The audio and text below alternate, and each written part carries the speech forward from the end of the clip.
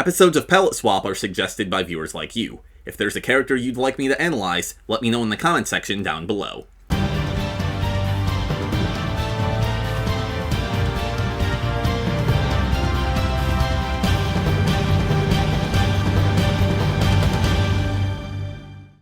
Good morrow everyone, Silvershire here, and welcome back to Palette Swap, where I rank the costumes and character designs of your favorite fighting games. And by your favorite fighting games, I really do mean your favorite fighting games, because I've never played King of Fighters. Today, we're looking at the only dude with more clones than M. Bison, Kyo Kusanagi. But before we begin our analysis, here's a quick refresher course on who Kyo is and what we should be looking for in his character designs. In ancient times, there existed a serpentine god known as Orochi. Born from the will of the earth itself, Orochi served to maintain balance between nature and humanity. Unfortunately, humanity kinda sucks and has a habit of destroying nature. So around the year 200, Orochi decided that the world could only survive if mankind was destroyed. It would have been successful if not for three Japanese clans, the Kusanagi, the Yakusani, and the Yada, who came together and used their sacred treasures to seal Orochi away. Fast forward to 1994, the newest heir to the Kusanagi clan is a high school delinquent named Kyo. Thanks to his legendary heritage, he was born with the power of pyrokinesis, and he uses this gift to compete in fighting tournaments. Hey, that's almost as important as overthrowing a vengeful god. But as is often the case for fictional fighting tournaments, sinister plans are afoot, and it will be up to Kyo and his allies to prevent Orochi's return. In his debut appearance from King of Fighters 94, Kyo is wearing a modified version of a gakuran, which is a Japanese schoolboy's uniform. His jacket and gloves are both emblazoned with the crest of the Kusanagi clan, which is a ring of flames reminiscent of a solar eclipse, and he's wearing a white headband that makes him look a bit more like a martial artist. If you compare Kyo to SNK's other protagonists, you can see a gradual evolution from buff karate dude with a sleeveless gi to edgy anime boy with a cool jacket. And I'm not just using anime as an aesthetic description, because Kyo was directly inspired by Kaneda from Akira, which is even more obvious in his early concept art. This trend is reflected in the wider fighting game landscape, as demonstrated by characters like Jin Kazama from Tekken and Ragnar the Blood Edge from BlazBlue. I'm guessing this was an attempt to appeal more to teen and young adult audiences. Tangent aside, this is a simple but well done design. It stands out from the crowd and clearly communicates the most important aspects of Kyo's character, and the mostly monochromatic color scheme with a few splashes of gold is striking. 7 out of 10.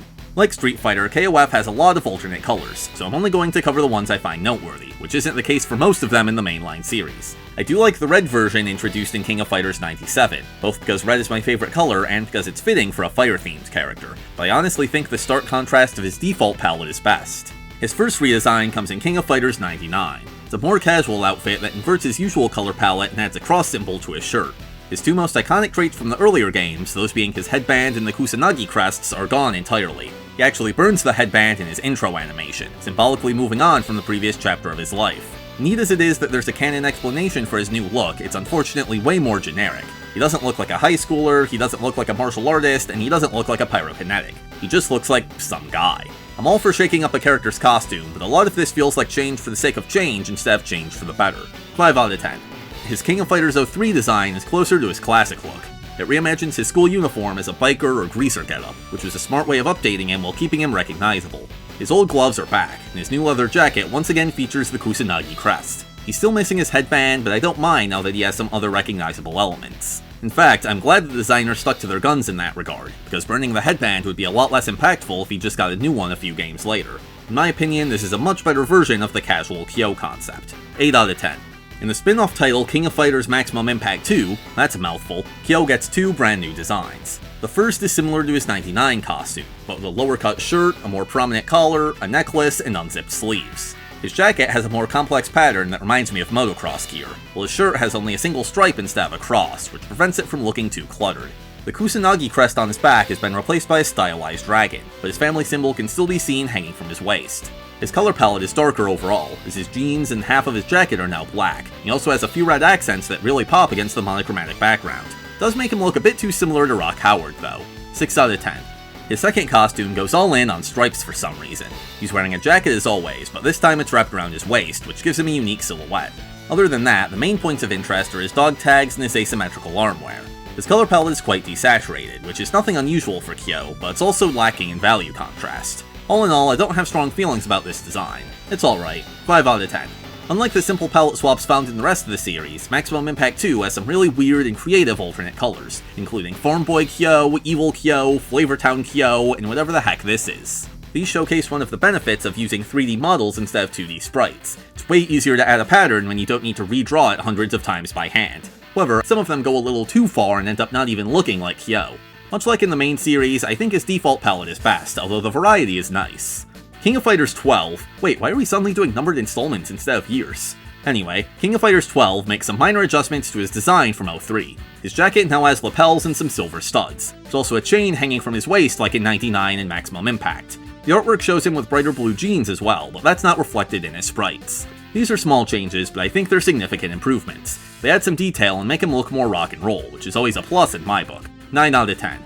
King of Fighters 14 gives him his most drastic overhaul. It's often referred to as his J-pop costume due to his shaggy boy band hair. It obviously takes some cues from 99, but unlike that outfit, it features a Kusanagi crest. Several in fact, as he now also has some on the unzipped portions of his sleeves. Speaking of unzipped, his jacket isn't, which is a first for Kyo.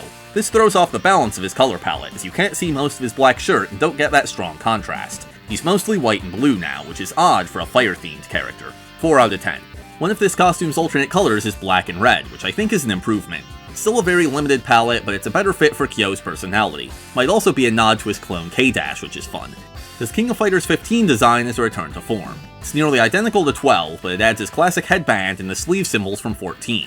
From what I understand, the community is pretty split on the return of his headband. On the one hand, it undoes the dramatic moment from 99 and makes it seem like he's regressing to his teenage self. But on the other hand, it's a nostalgic throwback, and it makes sense to reference his original design since he's once again dealing with Orochi. Personally, I like the headband, but I definitely understand the criticisms. Maybe it would have been better to give him a new, different headband that taps into the same aesthetic without undoing his previous developments. I don't think that this costume is significantly better or worse than the one from 12, so it's still a 9 out of 10.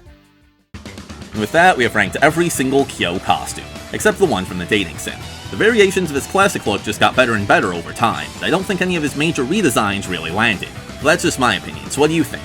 Let me know in the comments section down below if you agree or disagree with any of my rankings. Also, let me know which character you'd like to see next. For episode 28, we'll be discussing Taki from Soul Calibur, as requested by Muchlock and many others. In the meantime, thank you so much for watching, I hope you enjoyed, and until next time, I bid thee farewell.